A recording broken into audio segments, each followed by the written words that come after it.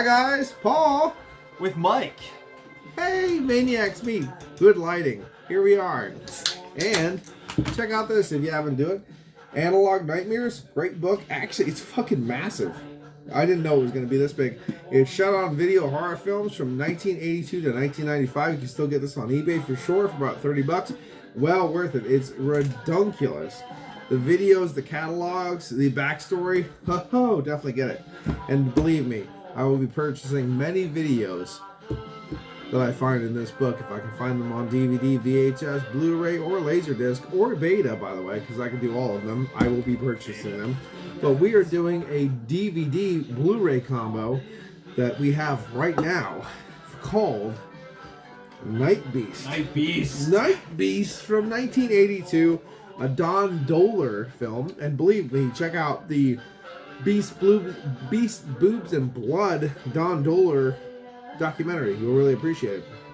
But this is not the first time for me, but it's the first time for him. First time for me. What do you think about NIGHTBEAST? First thing I absolutely loved was it was re-released by Troma. Troma, yep. So you get to see that classic Troma opening. Which surprised the hell out of me. Enjoyable. Yes. It was fun. I mean, right now, it was fun. We're sitting here listening to the Fright Night soundtrack, drinking Troy Division, another shout out to an 80s band. All the 80s right now. Yeah. We're saturated in the 80s. Look at that. Look at that. It's not the 80s, but it is. 1981, Evil Dead with the Peanuts. Oh, it's the whole gang though. Oh my god, it's so good. It's got this. Leatherface. Chucky. Oh my god, I love that shirt. It's so good. It's good. The shirts are good. I mean, Charles Angels, that's different, but it's still pretty good. Solid. So, yours is a little more darker than mine. Yeah, I know, but it's still. I mean, I didn't stab a fucking bitch and call a pig on the wall, but pretty good stuff. Now, so NIGHTBEAST. When we talk about good stuff, his hands tear through flesh and bone. NIGHTBEAST was really fun. I don't know if I want to say it was good because I don't think it was good. But it was really fun. And it felt like I was definitely watching two different movies at points. Sometimes I was like, did you see they made the stop screen of the guys getting his head? When the guys get his head ripped off, it looks like Bob from Bob's Burgers. A little bit. Pretty good. I will say one of the most glaring things that slapped me in the face with this movie was there was a fight scene with Jamie and Drago. Yeah, with Jamie and Drago. Yes. And it was the most blatant costume switch in the middle of a fight I've ever seen in my life. Drago goes from wearing all black to like all blue. Yeah, navy blue. And I was like, he went. Whoa, wait a second. And he backed up and played it again, and it was a clear switch from black clothing to blue clothing. And I said, I've never seen something. It did have that, which I was not expecting. What do you think about the special effects, though? The monster. I enjoyed the special effects. I wasn't particularly blown away by any of them. I thought they had a great early 80s 1980 for no money. They had a great 80s feel to them. There were a lot of things I actually enjoyed the opening. I like that the movie got right into. I mean, I like the fact that like what you were saying with the opening, it explains everything. Yeah. Hit a rock, didn't mean to be there. There it is. Get out of the thing because it's gonna blow up. Fuck it. Let's start killing people. Yeah. And it went right to it. Yeah. Yes. No, I thought it was I thought it was fun. I thought it was very fun. It is a great fun film. The other film that Don Dohler did called Fiend, great film, very fun, very enjoyable. I think it does exactly what it needs to do and follows the script. I don't think it's over like this one. I don't think it's over scripted. Like I think, you know how we remember the. I remember.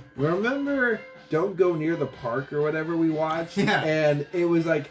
It was written bigger than it could handle. Yeah, that's the one with Linnea Quigley. Yeah, but this one I don't think it's written bigger than it can handle. I think it handled it just fine. I thought they did just fine with it. It was a little contrived. Yes. Points. Oh no, yeah. But there it is. I mean, I like the fact that we had two great nudity scenes. Yeah.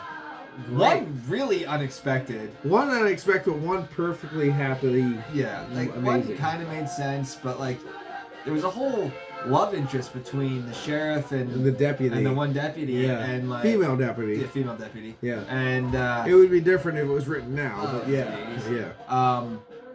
And when that whole thing started, I was like, what the hell? Yeah. Like, I did not expect that. I mean, that, like you said, like, that Joan Jett looking Yeah, she had a lady. Joan Jett haircut kind of deal going on. Yeah. But it was funny because, like, oh, that wound that you can clearly get yourself, take off your pants. I'll take care of it. She started going for it, and I was like, what? And then she's like, I'm going to get a shower. And just undresses right in front of her. I like the fact that she takes her deputy outfit and she has no panties or underwear, like at all. Takes her no bra. uniform shirt off.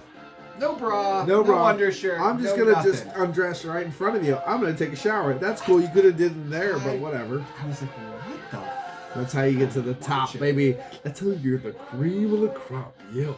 Yeah, but that's how it happens. You go right to the top and you take off your blouse in front of your fucking boss, apparently.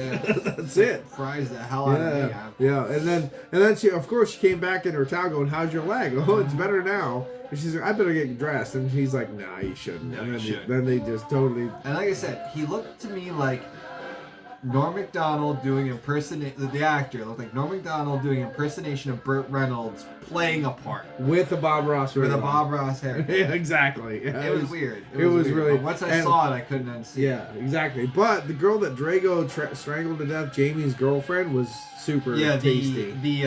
We weren't sure if she was human Asian. Antagonist was a guy named Drago. Drago was a douchebag, but Drago played a fucking fantastic role in Fiend. So please check out Fiend from 1980. But he really had no purpose in this movie. But the lady friend there, she was just tasty. She was tasty. She was very tasty. She did her thing.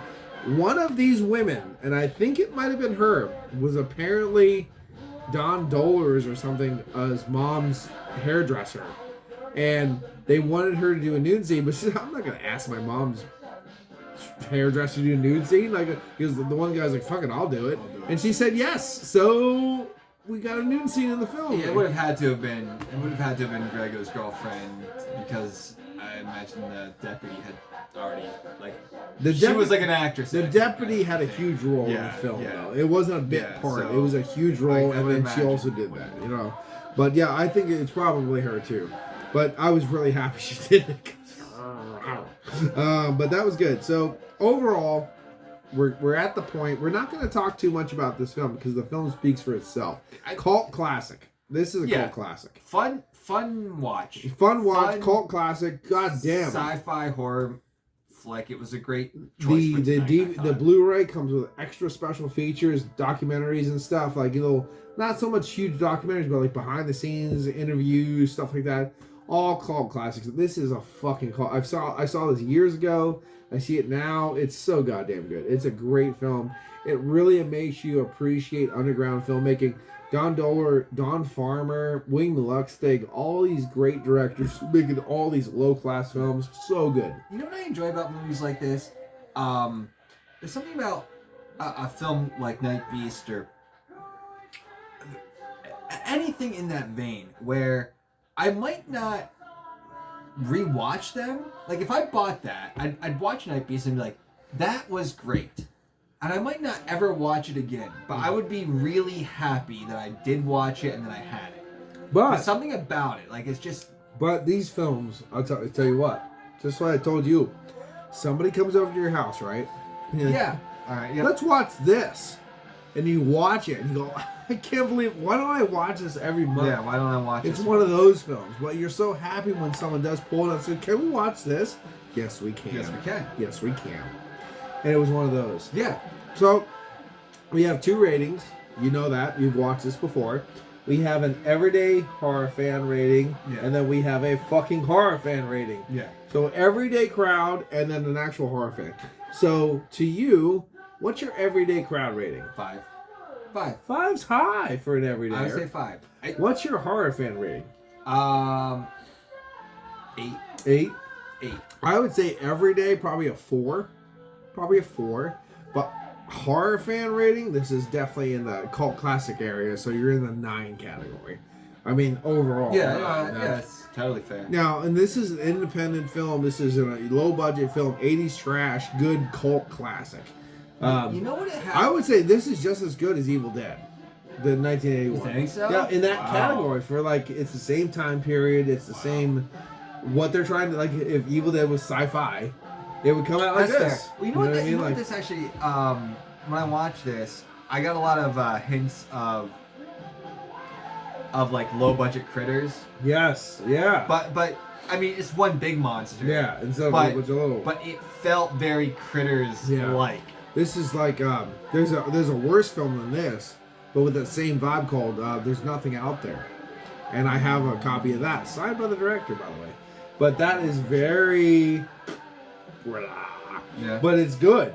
But this is better than that. So this is a quality release. This is a good film. And I think for like the everyday, like an everyday just person, I think if they watch that, they'd be like, it's a cheesy bad horror film, like horror sci-fi. Cheesy bad horror film. But they would be fine with it, I think. Do you want to sit around for one night eating pizza and watching a cheesy cult classic? Exactly. Yeah. You're gonna love this film. Yeah, I think so too. Absolutely. I think so too. Yeah. Great stuff. Really Great special effects. I really like the gore factor. I like the tits factor. I like the acting. The acting's not horrible. There's some bad, like, hokey things, but the acting's not bad. There was some everybody's good, right on there. The one thing that was really, really funny at the end. That just kind of. They were doing a stakeout kind of a deal.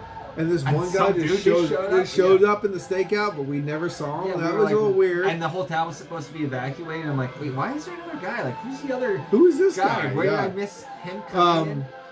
Jamie, they tried to make Jamie die a heroic death, but it just seemed stupid. Because he kept on holding the line, even though he's breaking it apart. Well, if he's breaking it apart, the part you're holding is not the part he's breaking. Yeah, there was apart. they had electrocuted some wire, electrocuted wire and that's stuff. how they were gonna kill he's the breaking monster, it apart. He was like, well, if he's breaking it apart, that means he's holding it. Just let go and tell him to crank it on. And then it says turn it on. Yeah. But he said turn it on while he's still holding it, trying to hold it together. Yeah. And then he dies. But I like the corpse being all burned up right there. But the thing is, if you know anything about electricity and stuff like that, the little 220 breaker they flipped would have just tripped. It wouldn't have done anything. So, I mean, it's not like they hooked it some main or it's just kind of stupid. Being that, it's fun. It's a fun film. It's a very fun film. And there were a lot of good choices. I liked a lot of the lighting. No, the lighting, the fog in the background. I liked a good bit of the movie. Yeah. It's just an enjoyable watch. It is an enjoyable watch. Especially for, like, a horror, sci-fi, counterculture, cult kind of... yeah. And I'm glad I own it. It was like I would be happy owning that. $35. I paid $35 for this. It comes with a DVD, a DVD, and a Blu-ray. So I'd be very happy owning that. Yeah, I like it. And let's see if I can just show you the right here. Special features is newly scanned and restored in 2K from its original 16mm camera original, audio commentary, and an electric performance, an interview with the actor Jamie crashing the set, an interview with special effects artist John Ellis, shooting the Night Beast, an interview with cinematographer Richard, which obviously was the camera guy. Night Beast returns, archival interviews with cast and crew, outtakes, bloopers, visual effects, original theatrical trailer. I mean, just the normal shit, but good times. I mean, did it look shitty?